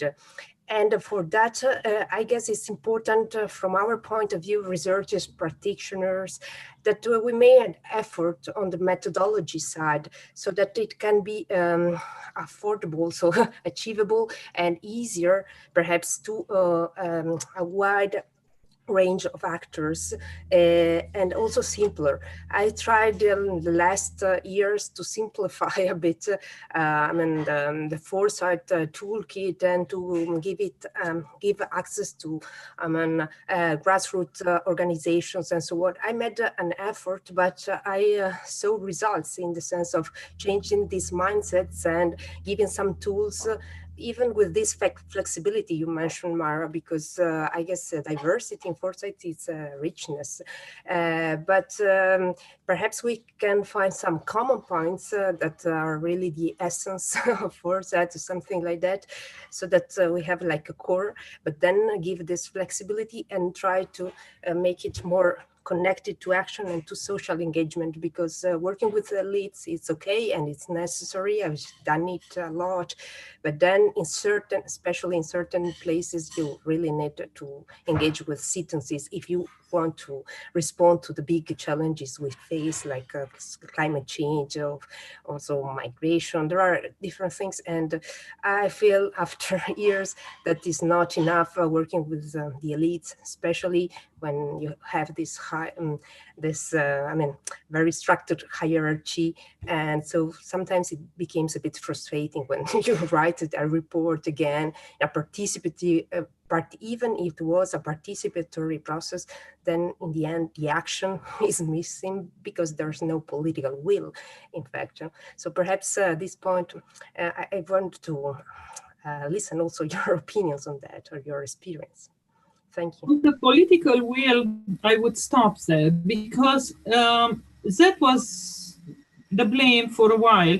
Now I think it's more and more political will. Because what used to be wild cards as the pandemic, as we just mentioned, now they see that, well, they become reality. And I think it's more and more political will.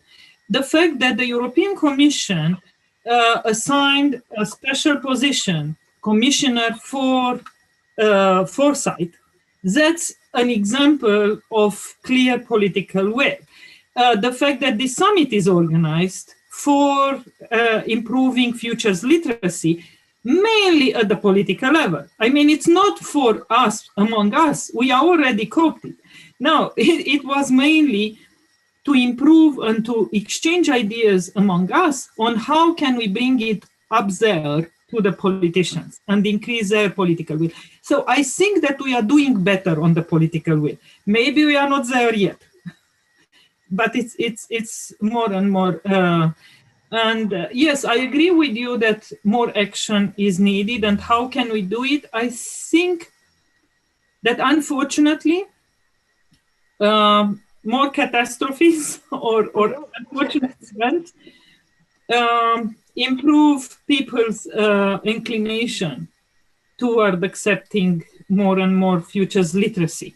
In the sense that they want to more and more contribute to foresight. And even the fact that your position at UNDP exists, that shows political will, because somebody does care about the future and gave you this position. I have seen that Riel came in. Maybe he wants to jump in and say a few words about political will. Thanks, Elizabeth. I was just coming by to say hello, really. Sorry to drop in kind of out of the sky, but very much appreciate that this is going on. Very glad to see all of you around this. Political will. I think the one comment I would make, there's many, and I think I agree with the points that Elizabeth was making, but there's something distinctive about a discipline that has a very strong and established presence across all universities. In other words, economics, sociology, statistics,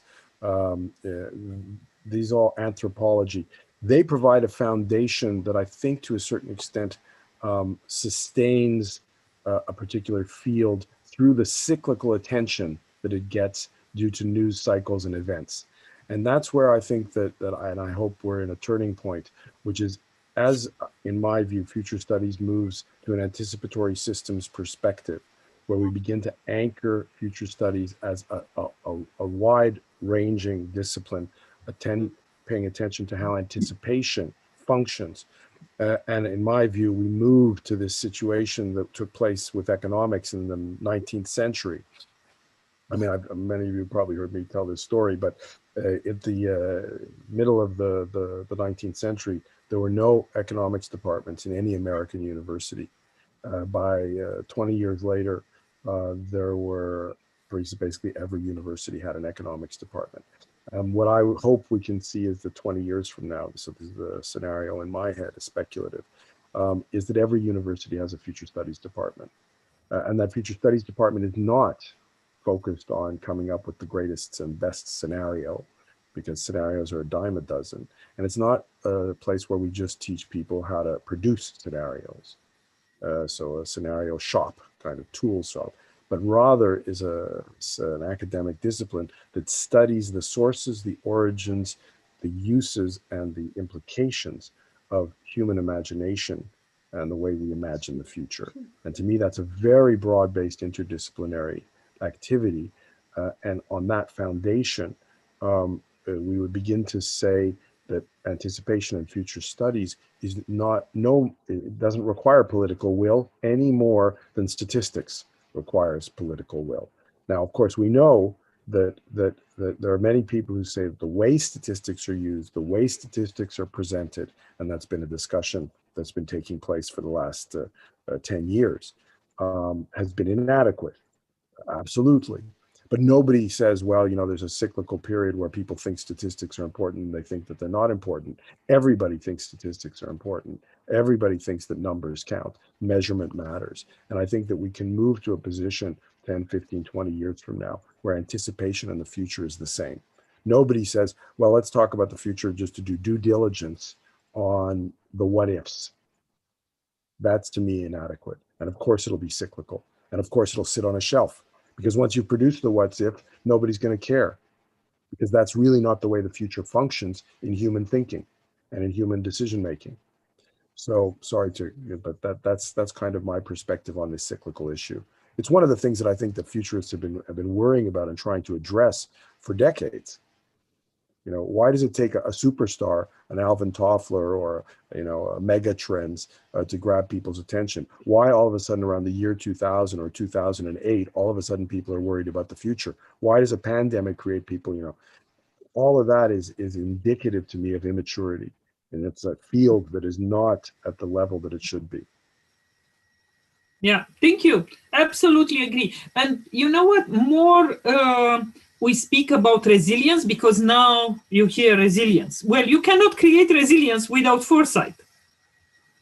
So more resilience becomes important for strategic thinking, or more foresight will be used in a way or another.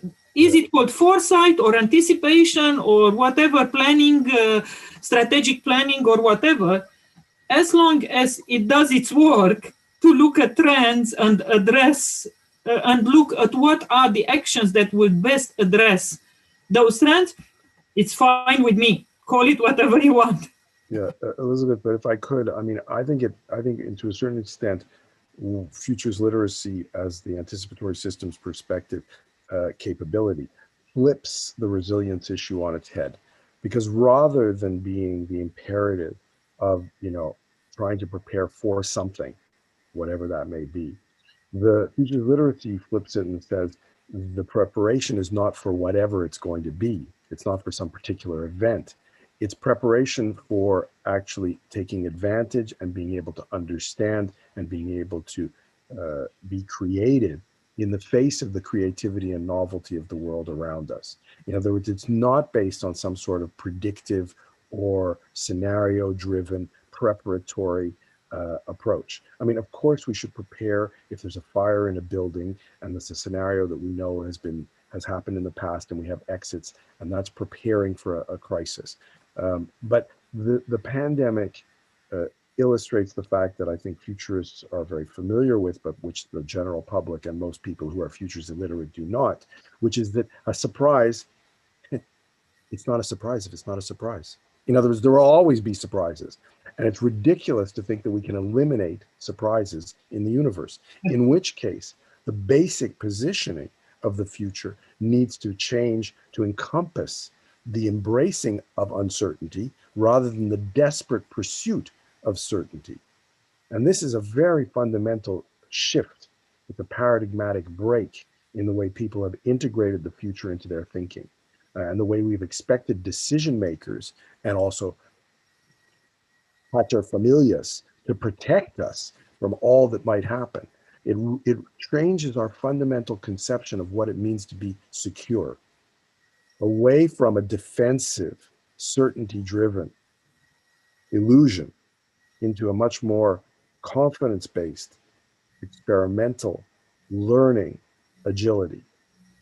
It's not one or the other, but we're very biased to the security, certainty, determinism, reductionism, and if I say it, Jose is on the line, fetishism of immortality, which I think fundamentally destroys our capacity to appreciate novelty and death as crucial aspects of the way in which our universe makes space and creates compost for creativity. So I mean, this is not, we're not dealing with small things here. We're dealing with the elements that I think underpin the entire modern era. There's fundamental parts of the Renaissance progress and the false sense of science, which replaced absolutism and faith in the world by design, and that created basically the kind of willingness to accept the solutions of industrialization, which are top-down, command and control, certainty-based, path-dependent, etc. So sorry, I just get, this is a great topic, wonderful topic. Perfect, but it does not exclude the fact that exactly what we said, that foresight, future literacy is important in order to address and to know how to think or to be creative, in order to trigger and support the dialogue and strategic thinking. Yes. It underpins it, and it changes this from a technocratic skill exactly to a universal characteristic. So instead of it being, as the illustrated manuscripts were in the Middle Ages, something that's exclusive to those in power who want to maintain their control of the mythology and the imaginations of the peasantry, you move to a universal capability, reading and writing for everybody, and you render that not technocratic. Everybody can be can understand the power of their own imagination in their own context, with their own narrative structures, their own values, their own aspirations. So this is a capability-based approach to development, which departs fundamentally from the teleological, ideological position that development is some sort of target that we need to hit, like Singapore, Silicon Valley, or Wakanda. So it also breaks from that basic impetus, in fact, of the UN system and post-war development. Right, it empowers everyone, all the citizens, to think creatively. So even one reason to thank you for organizing this summit. It's absolutely amazing. Thank you all. Thank you very much. You'll forgive me if I jump off because I've got quite a few others to see. But I'm looking for answer to what you said, because you kind of triggered him to. I would like to congratulate you, because 10 years ago you talk about future literacy, and it was a dream, and now it's a reality.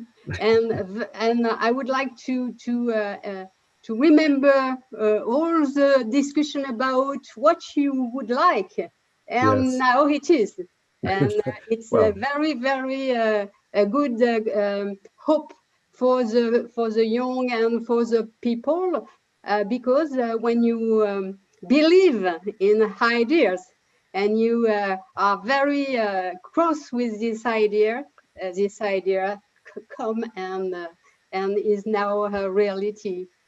Thank you. Well, it's thanks to all of you as well, I must say, because it's been a community effort, and your support and the support of others and the engagement and the debate and the refinement. My ideas continue to evolve because I'm engaged with all of you.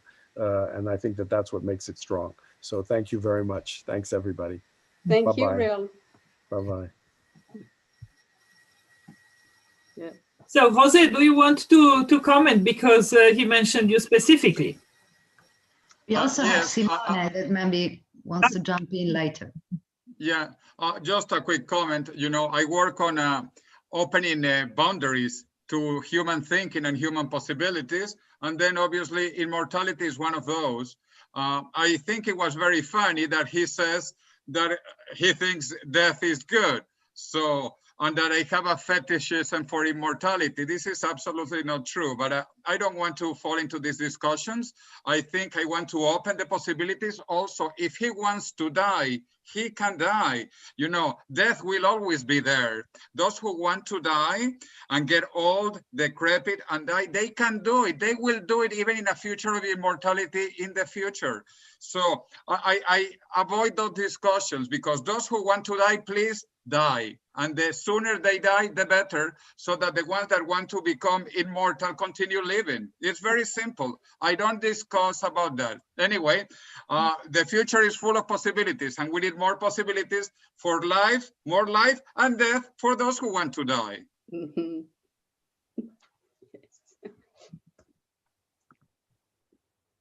Yeah, Simone, you wanted to add, to comment. Thank you, thank you.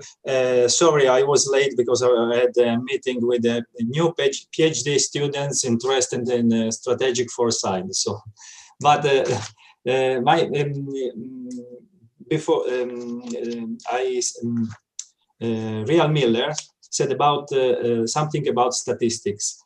I want to say that in generally, talking about statistics, we have in mind the numbers, table of numbers or trends. But the world is changing, also statistics is changing. Now we every day deal with the different kind of data. An opinion is a datum. Text is data. Images, videos are data. So now we are dealing with different kind of data, not numbers. Opinions, in particular opinions about from experts are data. So this is the role of statistics in this context, not number. I don't like number. Mm-hmm. I am a statistician, but I don't like numbers. I do like numbers. Well, I'm economist, so foresight and cybernetics. So I work with both. It has to be exact. And for me to understand something, I have to see a trajectory, whichever way. Yeah. Me too, okay. So I can comment on it. So I can find what is that is wrong with it. It can be right. But it helps focus or think. So I do like numbers, mostly to discover unmatches. Why something doesn't really match, why it doesn't match, what's the cost of, so to trigger thinking. Yes, and when you find something that doesn't match, the answer is given by the human brain, not by the computer or the numbers. Right, but it supports thinking. Yes, of course. It needs support thinking. Yes. But for example, now I am working on Twitter on the COVID pandemic. Twitter's data, text, a huge amount of text mining. Test mining. And then I am constructing the graph structure, network structure of this Twitter.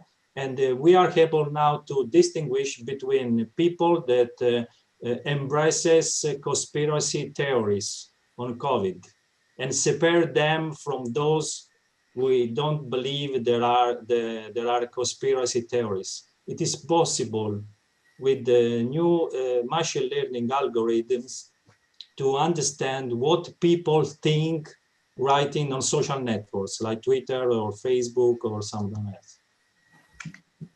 But you know what? From my point of view, both are extremists. Sorry? Of my point of view, both are extremists. Those who do not yes, of course. support at all conspiracy theories because, hey, hello, there are back channels or things happening in the back that we don't understand or we don't know about. And those who support only, that's another, because I think that the truth is somewhere in the middle. Yeah, yes, it's a continuum between two extremes. So each of us is in the middle of this continuum. Right, right. Yeah. But that would be interesting to see where and what triggers one or the other. Well, those who do not support at all, I think they are too brainwashed. So I wouldn't really deal with those, honestly, all due respect. But those who do support, what triggered in them so much unconfidence in what is going on in the real world? Why did they become so? Because they are not much different of extremists in any other domain, being that religious ideology or whatever. These people are those who don't believe in the news or in what is discussed usually. Why? What is that triggered so profound conviction in that? Yeah, profound conviction. Someone says that in a case of fear, people are searching easy solution to complex problem. Someone said this is a mechanism of cognitive biases. So people want to find a fast solution, simple solution to complex problem. But I'm not a psychologist, but I understood that is a sort of a cognitive bias linked to the fear of the future, the fear of the tomorrow. And so maybe convincing explanation. That's a very, very good subject for, or gives importance, even more importance to futures literacy. Yes, yes. But if people will be more futures literate, yes, they would have less fear.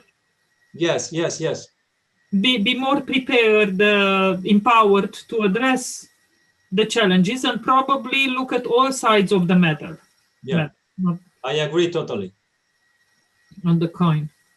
If I can, just on this point, yes, in the meanwhile, I think it's important for us to consider also the perceptions, because foresight is not only trends and hard data, statistics and analysts, but also the perceptions of actors. And in a time like this, when mistrust, misinformation, fear have a very great real impact in action, we have to consider that the data, so as you mentioned, the qualitative research, also the traditional ones of focal points, I don't know, or even polls, but then complemented with these new technologies. So EI and so on, so Twitter analysis and so on, so that we can understand a bit what is in the mind, so the fears and the perceptions of people.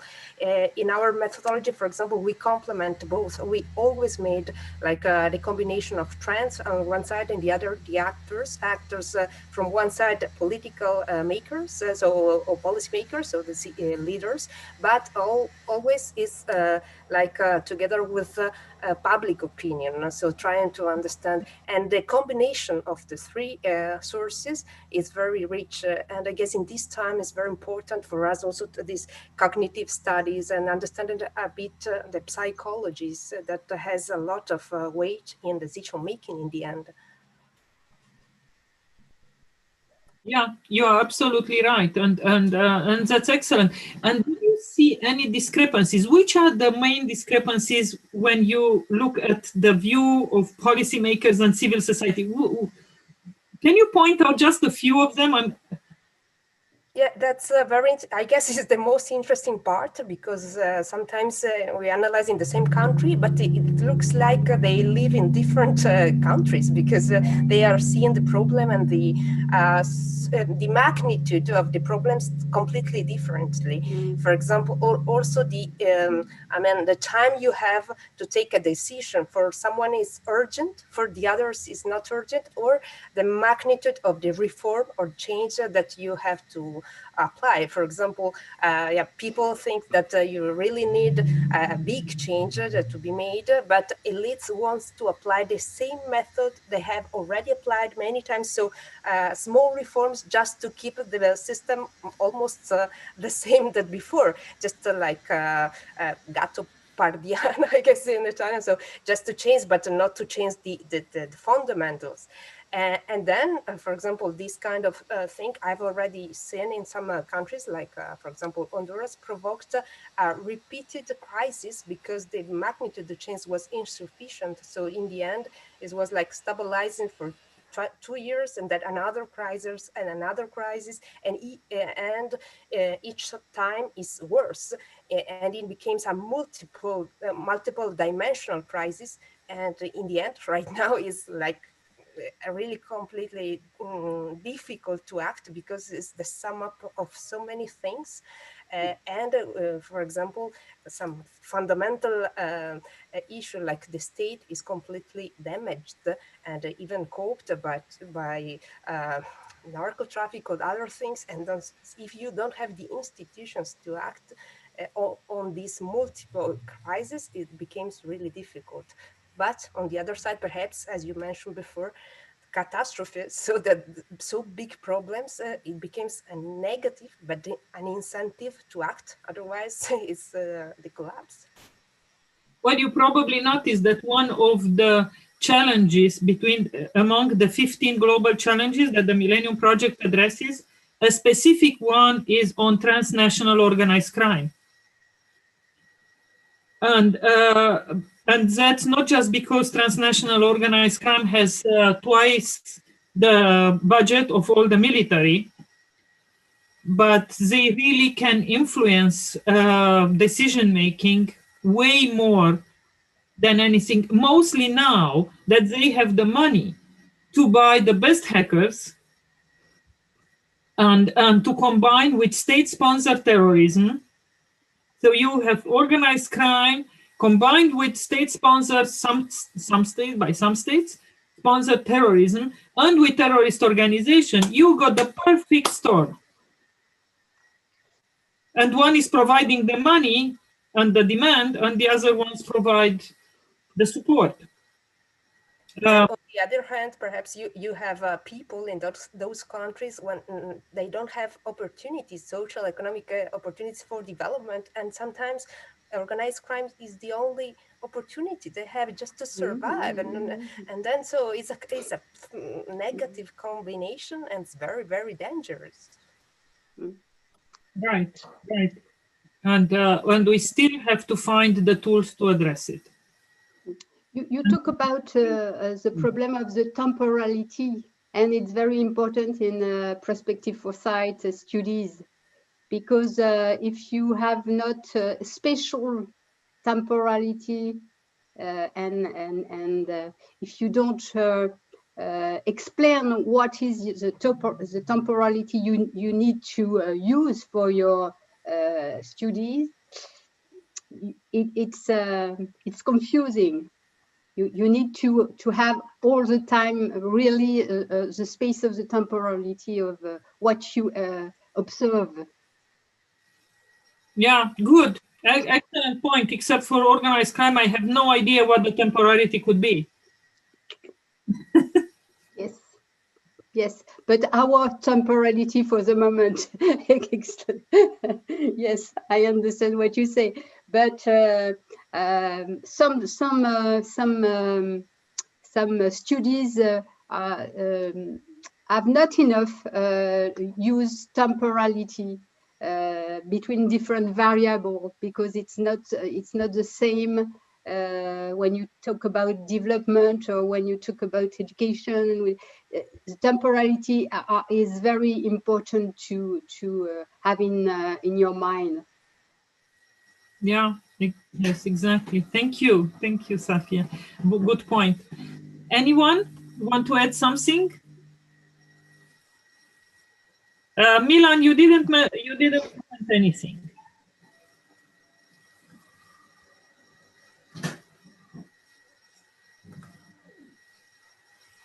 I don't know, maybe he's not there. Well, we already actually ran over our time. So if no one has to add anything, we might close the meeting. Mara, yes. Are you there? Yeah, ma'am. I sometimes trying to avoid to, put my face everywhere. So we can give the next appointment, which is at 4 p.m. with Jerome Klein and Millennium Project CEO. We will be talking about future thinking for a global future intelligence system, and let's see you there. Okay. Thank you.